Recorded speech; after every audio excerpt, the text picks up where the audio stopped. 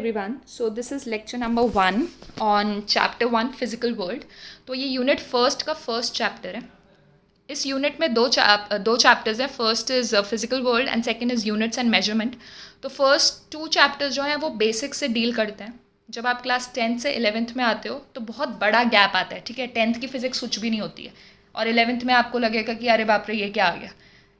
इसीलिए आपको first 2 chapters है उस पर ध्यान देना पड़ेगा. फर्स्ट चैप्टर तो एक्चुअली बेसिक है, कॉम्पिटिटिव एग्जाम्स में नहीं आएगा बट स्कूल एग्जाम्स में आ जाता है. तो इसको देखते हैं. तो दिस इज साइंस. साइंस क्या होता है? It is derived from Latin word scientia which means to know. किसी भी चीज़ को जानना. साइंस क्या है? साइंस में हम क्या करते हैं? हम हर चीज़ को जानते हैं ना, whether it's physics, whether it's chemistry, biology, कुछ भी. ठीक है. Next is physics. Now what is physics? It is derived from a Greek word physis, जिसको इस तरीके से लिखा जाता है, विच मीन्स नेचर. अब नेचर में जितने भी फिनोमिनाज हो रहे हैं, whether it is related to electricity, it is related to magnetism, heat, हर चीज़ की स्टडी जो भी हमें नेचर में नज़र आ रहा है. ठीक है. तो study of all the natural phenomena is physics. Is that clear? उसके बाद we are going to study some important points on physics. So first point is mathematics is a language to deliver physics. Mathematics language कैसे physics deliver करने की.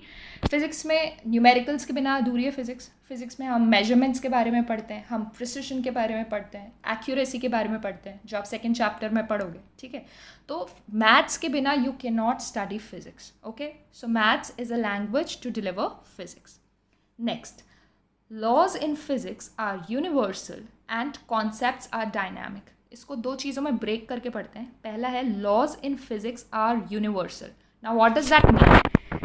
Universal होने का मतलब क्या है कि पूरे यूनिवर्स में वो एप्लीकेबल है. ऐसा नहीं है कि एक जगह कुछ और लॉ है और दूसरी जगह कुछ और लॉ है. कोई लॉ अगर बन रहा है रिलेटेड टू ग्रेविटी या related to work power and energy, कुछ भी, वो हर जगह अप्लाइड होता है. ठीक है. तो laws in physics are universal, applicable to the whole of universe. Second है कॉन्सेप्ट्स आर डायनामिक. डायनामिक का मतलब क्या होता है? जो कांस्टेंट नहीं है, जो चेंज हो रहा है बार बार. ठीक है. तो अगर आप देखोगे क्लास 9th में एक चैप्टर था स्ट्रक्चर ऑफ एटम. तो उसमें फर्स्ट आपने स्ट्रक्चर पढ़ा था थॉमसन्स मॉडल. उसके बाद वो गलत प्रूव हुआ, फिर रदरफोर्ड्स मॉडल आया, फिर वो भी गलत प्रूव हुआ, उसको इम्प्रूव करके नील्स बोहर का मॉडल आया. ठीक है. तो इसका मतलब है जो आप फिजिक्स में पढ़ रहे हो, ऐसा नहीं कि लॉज कभी चेंज नहीं होंगे. हो सकता है कि आगे कुछ ऐसी ऑब्जर्वेशन हो जिससे आज की थ्योरीज रॉन्ग प्रूव हो जाए, तो कुछ नए लॉज बनेंगे. ठीक है.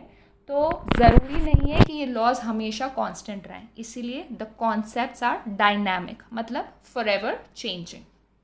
Next, physics is related to chemistry, biology, maths and astronomy.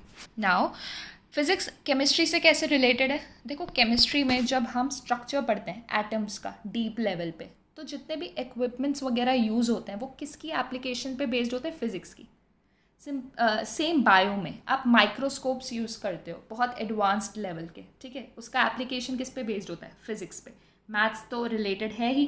And astronomy मतलब study of star, celestial bodies, वो जितनी भी पोजिशन होती हैं वो किसके अकॉर्डिंग कैलकुलेट होती हैं? फिजिक्स के according. Okay, so these were the important points related to it. ठीक है. Now we'll come to another important thing, unification and reduction. Okay, सबसे पहले मैं unification के बारे में बताती हूँ related to it. ठीक है.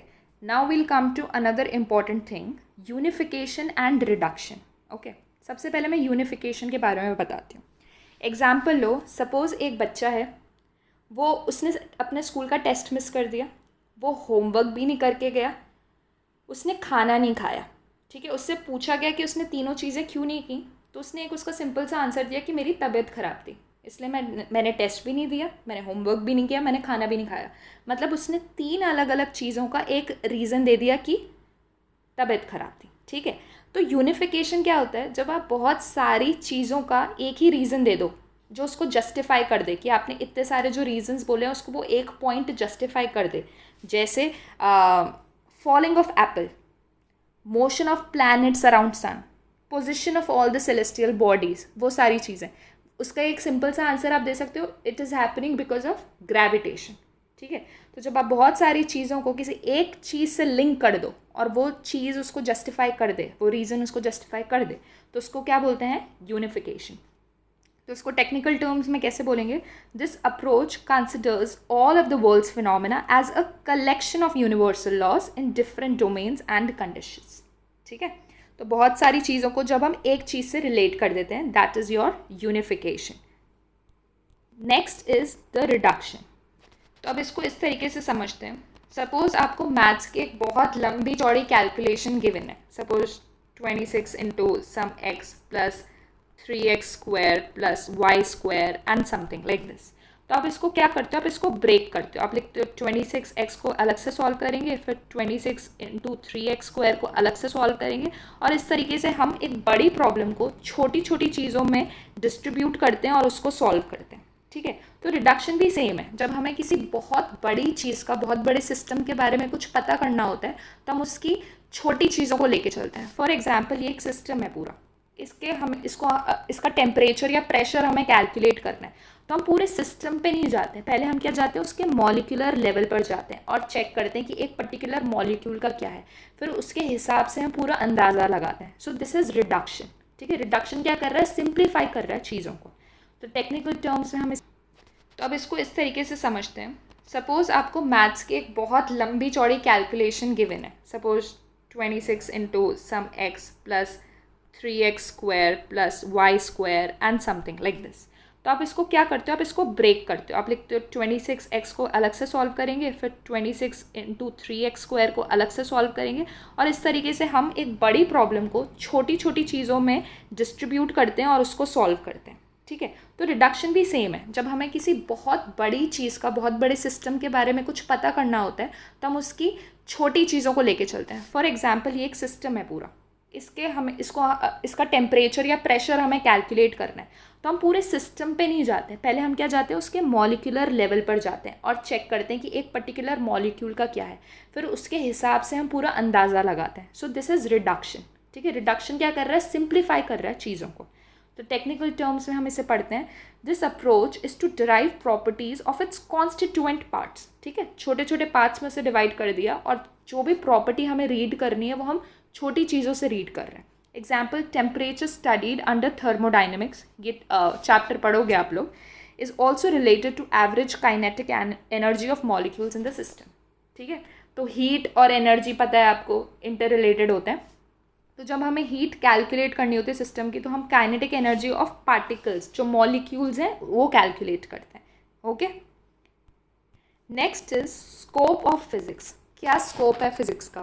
सो scope of physics is vast as it covers quantities with length magnitude as high as 10 to the power 40 meter and as low as 10 to the power minus 14 meter। देखो, physics पढ़ने का scope बहुत ज़्यादा है, क्योंकि हम अपनी स्टडी में बहुत ज़्यादा वाइड रेंज कवर कर रहे हैं। अगर हम लेंथ की बात करते हैं, तो हम प्लैनेट्स की लेंथ की बात कर रहे हैं जो 10 टू द पावर 40 ऑर्डर की है, और as low as electron proton 10 to the power minus 14। तो रेंज देख रहे हो, हम 10 टू द पावर माइनस 14 से लेकर 10 टू द पावर 40 तक सब कुछ रीड कर रहे हैं। अगर हम टाइम रेंज की बात करते हैं, तो हम रीड करते हैं 10 to the power minus 22 second से लेकर 10 टू द पावर 18 सेकेंड्स तक हम टाइम को कंसिडर कर रहे हैं। और mass 10 to the power minus 30 electron. या क्या स्कोप है फिजिक्स का? So scope of physics is vast as it covers quantities with length magnitude as high as 10 to the power 40 meter and as low as 10 to the power minus 14 meter। देखो, physics पढ़ने का scope बहुत ज़्यादा है, क्योंकि हम अपनी study में बहुत ज़्यादा वाइड रेंज कवर कर रहे हैं। अगर हम लेंथ की बात करते हैं, तो हम प्लैनेट्स की लेंथ की बात कर रहे हैं जो 10 टू द पावर 40 ऑर्डर की है, और as low as electron proton 10 to the power minus 14। तो रेंज देख रहे हो, हम 10 टू द पावर माइनस 14 से लेकर 10 टू द पावर 40 तक सब कुछ रीड कर रहे हैं। अगर हम टाइम रेंज की बात करते हैं, तो हम रीड करते हैं 10 to the power minus 22 second से लेकर 10 टू द पावर 18 सेकेंड्स तक हम टाइम को कंसिडर कर रहे हैं। और mass 10 to the power minus 30 electron या न्यूक्लियस, इन सब का mass, to 10 to the power 55 kg किसी प्लैनेट का। तो हमारी रेंज बहुत ही ज़्यादा वास्ट है। ओके, तो इसलिए scope of physics is also vast. Now physics is broadly divided into two types. दो टाइप में हम इसको क्लासिफाई कर सकते हैं। One is classical physics. Classical dance सुना होगा, क्लासिकल म्यूजिक, क्या होते हैं सब? पुराने ज़माने वाली चीज़ें, ठीक है, जो broadly divided into two types. दो टाइप में हम इसको क्लासीफाई कर सकते हैं। One is classical physics. Classical dance सुना होगा, क्लासिकल म्यूज़िक, क्या होते हैं सब? पुराने ज़माने वाली चीज़ें, ठीक है, जो बहुत पहले से चली आ रही हैं। तो पहले जो फिज़िक्स से डील करते थे हम लोग, दैट इज़ बिफोर 1900, ठीक है, ये डील करती थी मैक्रोस्कोपिक फिनोमेना से। मैक्रोस्कोपिक का मतलब बहुत बड़ी चीज़ों से, प्लैनेट्स के बारे में, ठीक है, सन के बारे में, ये सारी चीज़ें। तो ये सारी चीज़ें आती हैं क्लासिकल फिजिक्स में। और मॉडर्न फिजिक्स, जिसे हम क्वांटम फिजिक्स भी बोलते हैं, it deals with microscopic things, ठीक है, एटम्स, इलेक्ट्रॉन्स, प्रोटॉन्स, न्यूट्रॉन्स, इन सब के बारे में, ठीक है। तो ब्रॉडली कितने टाइप में डिवाइड किया? Two type, that is classical and modern. Okay, तो अब हम क्या क्या पढ़ने वाले हैं पूरे 11th-12th में वो देखेंगे। तो मैक्रोस्कोपिक डोमेन यानी classical physics and microscopic domain मतलब मॉडर्न फिजिक्स। तो मैक्रोस्कोपिक में क्या क्या मेन आता है वाले हैं पूरे 11th-12th में वो देखेंगे। तो मैक्रोस्कोपिक डोमेन यानी classical physics and microscopic domain मतलब मॉडर्न फिजिक्स। तो मैक्रोस्कोपिक में क्या क्या मेन आता है? वन इज़ मैकेनिक्स, ठीक है, other is thermodynamics, then it is electrodynamics and optics. Okay, तो ये चार चीज़ों के बारे में ये किस में आती है? मैक्रोस्कोपिक में। ऑल राइट, तो फर्स्ट इज मैकेनिक्स। मैकेनिक्स में क्या पढ़ोगे आप? मोशन, ठीक है, motion in one dimension, motion in two dimension, basically all the Newton's laws and gravitational laws. ये पूरा हम पढ़ेंगे 11th में। और 11th में आपको almost 80% syllabus is of mechanics, ठीक है। Next is thermodynamics. थर्मोडाइनमिक्स में क्या है? हीट, टेम्परेचर, हीट इंजन्स, इन सब से रिलेटेड, हीट एंड टेम्परेचर से रिलेटेड बेसिकली।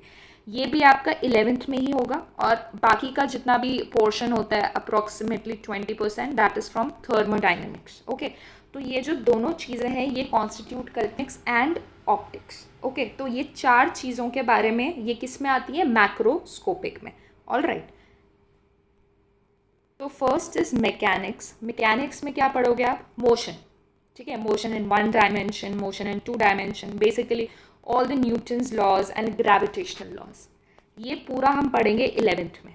और 11th में आपको almost 80% syllabus is of mechanics. Mechanics में क्या पढ़ोगे आप? मोशन, ठीक है, motion in one dimension, motion in two dimension, basically all the Newton's laws and gravitational laws. ये पूरा हम पढ़ेंगे 11th में। और 11th में आपको almost 80% syllabus is of mechanics, ठीक है।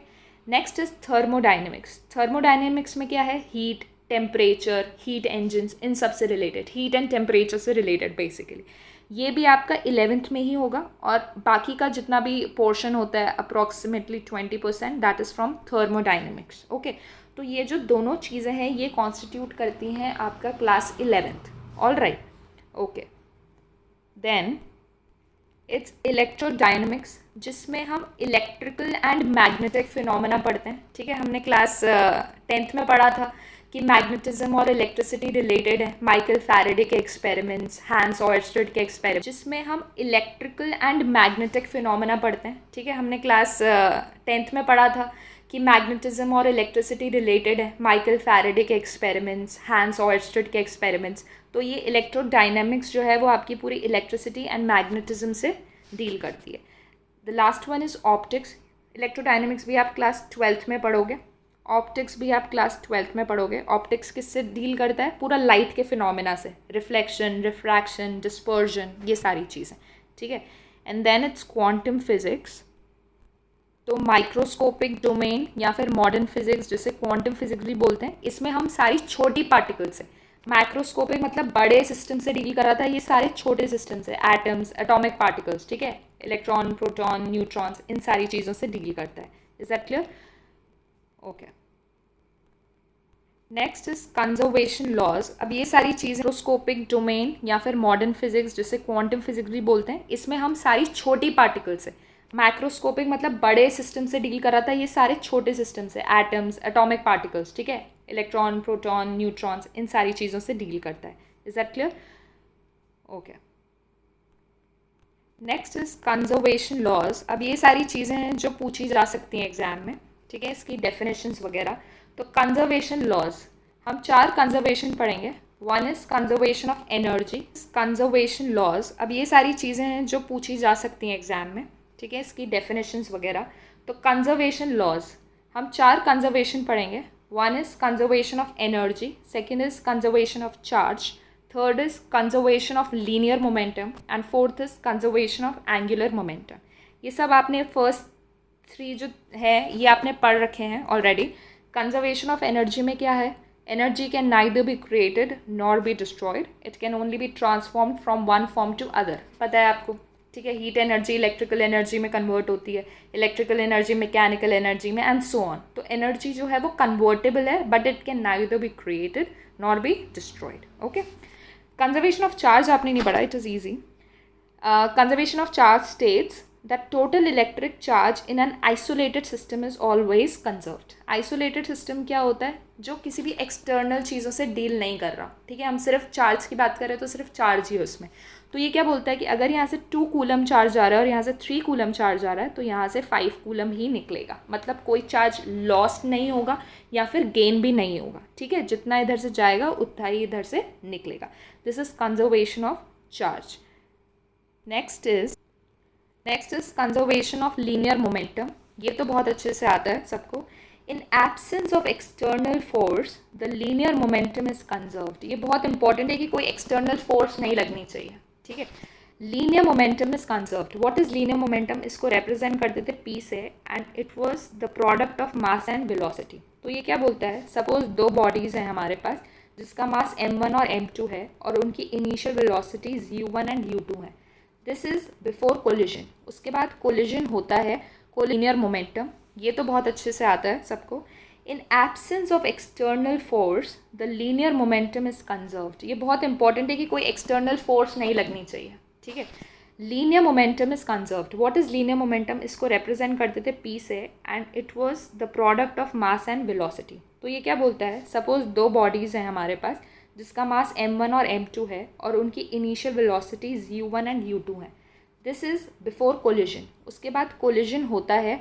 कोलिजन होने के बाद वो अलग अलग डायरेक्शन में, किसी भी डायरेक्शन में, रैंडम डायरेक्शन में मूव करने लगती हैं। और अब जो उनके पास नई वेलोसिटी आई है that is v1 and v2, ठीक है। तो टोटल मोमेंटम क्या होगा before collision, it will be इसका मोमेंटम प्लस इसका मोमेंटम।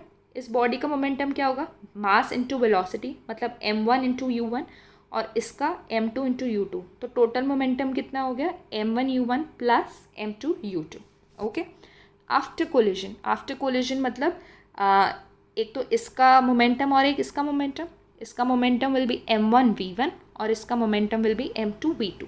तो this is the total momentum before collision and this is total momentum after collision. Okay, तो कंजर्व्ड रहता है का मतलब क्या है, पहले और बाद का इक्वल रहेगा, मतलब this is the initial one and this is the final one, वो बराबर रहेगा।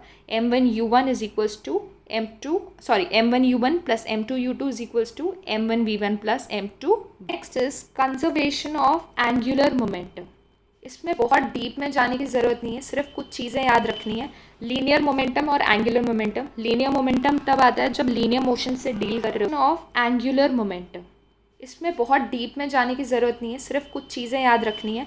लीनियर मोमेंटम और एंगुलर मोमेंटम। लीनियर मोमेंटम तब आता है जब लीनियर मोशन से डील कर रहे होते हैं और एंगुलर मोमेंटम में हम रोटेशनल चीज़ों से डील कर रहे होते हैं, ठीक है।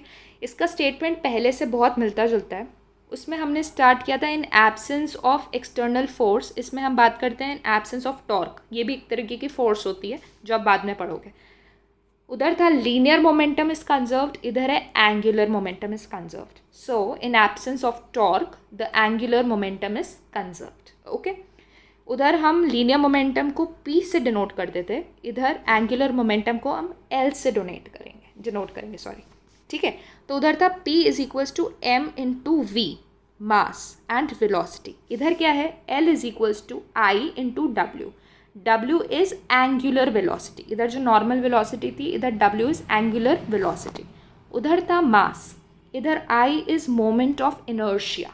मोमेंट ऑफ इनर्शिया ये मास पे डिपेंड होता है। ओके, तो इसमें बहुत ज़्यादा दिक्कत की ज़रूरत नहीं है। It is easy. Conservation of angular momentum, it's as simple as linear momentum, जो आप बाद में पढ़ोगे। So this concludes lecture 1 of chapter 1। Okay.